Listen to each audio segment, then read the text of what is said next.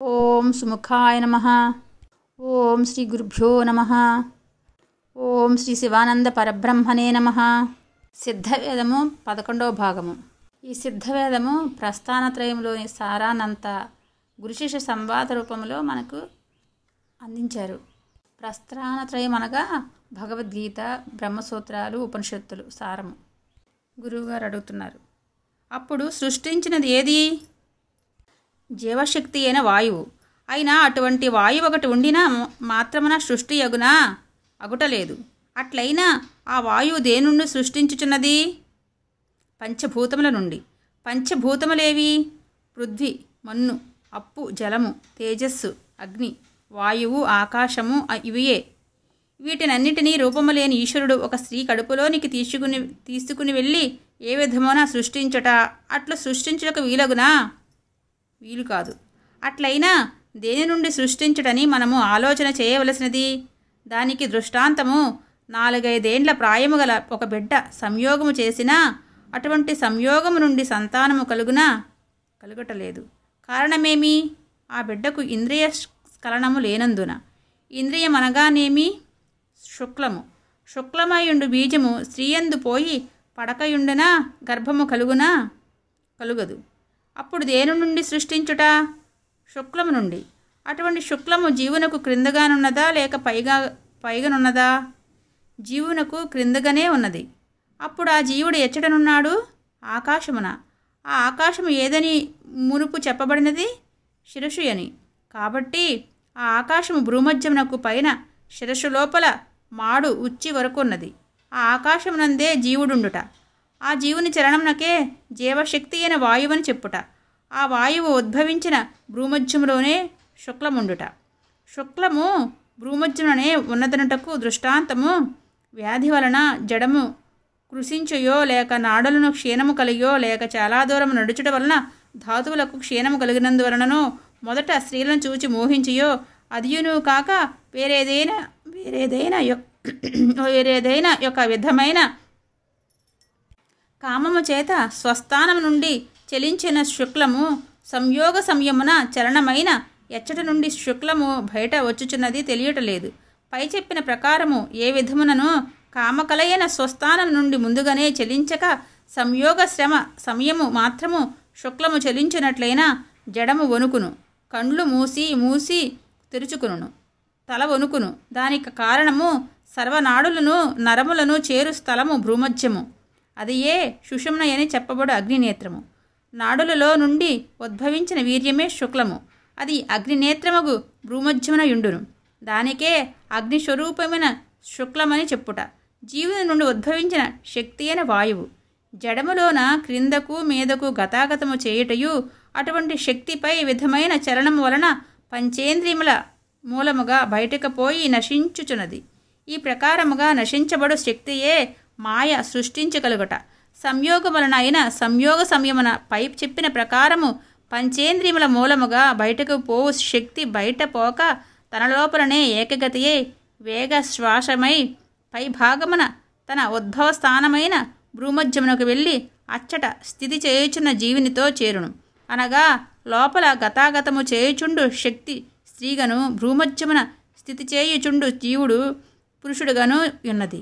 ఈ ప్రకారముగా నుండు స్త్రీ పురుష సంయోగము నుండి అగ్నిస్వరూపమైయుండు శుక్లమును చెల్లింపచేసి ఆ శుక్లమును పై చెప్పిన జీవుడు శక్తి సమేతముగా క్రిందికి కొనివచ్చి శక్తి ద్వారా ఆ శుక్లమును నుండి ఆ జీవశక్తియే ఉండు వాయువు సృష్టించుచున్నది. ఆ విధముననే సృష్టి కలుగుచున్నది. శిష్య: గురువే, సృష్టి 4 విధములుగానున్నది.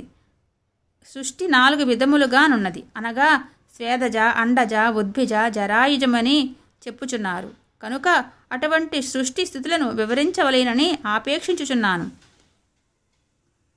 గురువుగారు చెప్తున్నారు, మీరు స్వేదజ, అండజ, ఉద్భిజ, జరాయుజ అని సృష్టి 4 విధములని చెప్పినారు కదా, అవి ఏమని మీరు గ్రహించితిరి?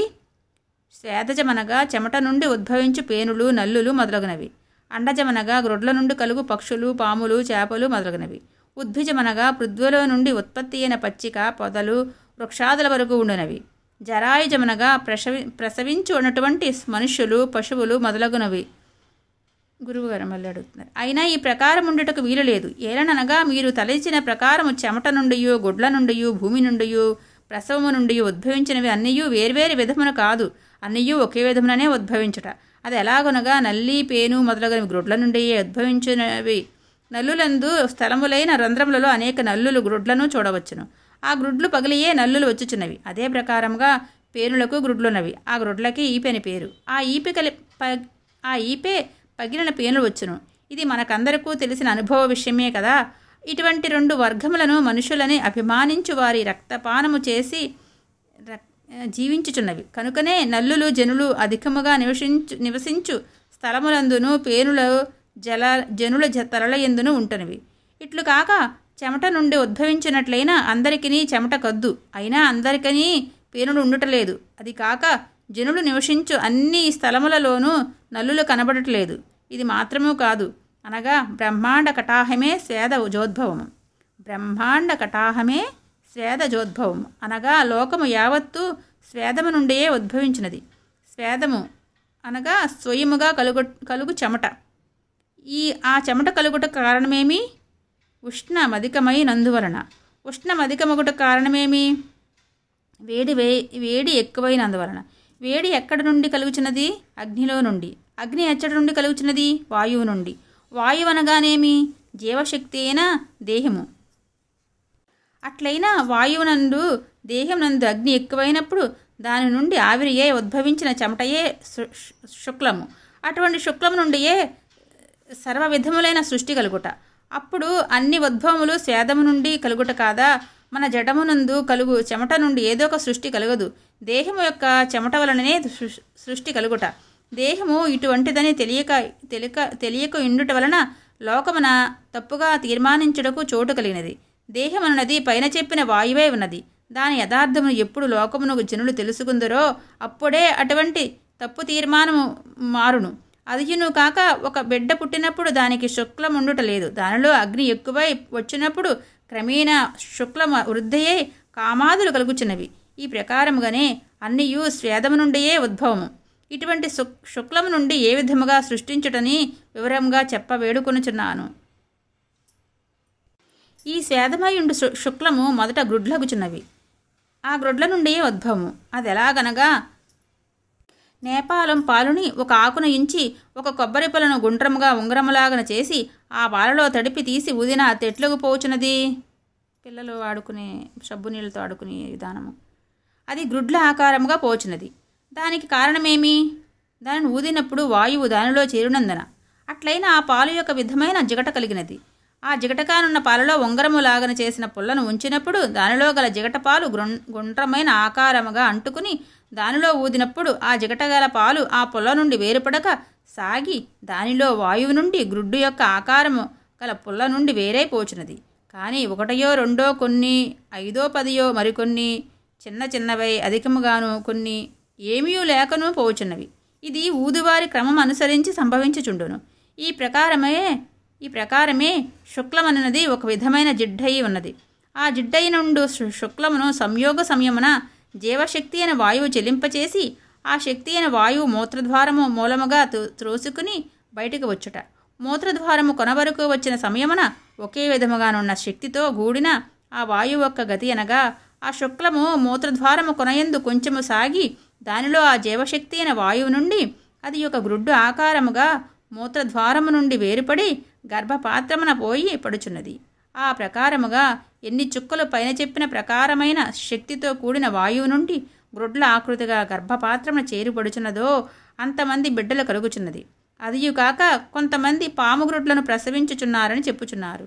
ఇది పాము సంయోగము చేసినందువలన కాదు, ధాతుశక్తి ఎక్కువైన సంయోగ సమయమున తీవ్రమధికమై జీవశక్తి అయుండు వాయువు శుక్లమును బయటికి తీసుకుని వచ్చినప్పుడు దాని నుండి పన్నీరు చెంబున ద్వారములుండు ప్రక్కన విదిలించిన ఎలాగు దానిలో నుండి పన్నీరు అణువే చిన్న చిన్న చుక్కలుగా బయటపడుచున్నదో ఎలాగో మూత్రద్వారము కొన నుండి వాయువు శక్తి వలన శుక్లము చెదిరి అది ఎంతయో జీవశక్తి అయిన వాయువుతో నిండి వేరుపడక కొబ్బరి చెట్టు పుష్పము రీతిగా గర్భపాత్రమున పోయి పడుచున్నది. ఈ ప్రకారముగా ఉద్భవించి ప్రసవించుటకే పాముగ్రుడ్లని ప్రసవించుట అని అనేకులు చెప్పుట. ఈ ప్రకారముగానే సృష్టి యొక్క స్థితి ఇట్లు కాక వేరే విధముగా సృష్టి కలుగుటకు వీలున్నదా? శిష్య సమాధానం: మీరు చెప్పినది ఆలోచించినప్పుడు ఈ ప్రకారమున గాక వేరే విధములను సృష్టి కలుగుటకు వీలు లేదని తెలియచున్నది. అప్పుడు మనలను సృష్టించినది ఎవరు? జీవశక్తి అయిన వాయువు. అప్పుడు సృష్టికర్త ఎవరు? జీవశక్తి అయుండు వాయువే. మనము జీవించి ఉండవలేనన్నా ఏమి కావలేను? వాయువు కావలేను. అప్పుడు మనలో స్థితి చేయుట, రక్షించుట ఎవరు? వాయువు. ఒకడు చనిపోయినప్పుడు మనలో ఏమి లేకపోయినది? వాయువు లేకపోయినది. అప్పుడు సంహరించినదెవరు? వాయువు. అప్పుడు సృష్టి స్థితి సంహారాదులను చేయుదెవరు? జీవశక్తియుండు వాయువు అనియే నిశ్చయమగుచున్నది. ఓం శ్రీ గురుభ్యో నమః. సర్వం శ్రీకృష్ణార్పణమస్తు.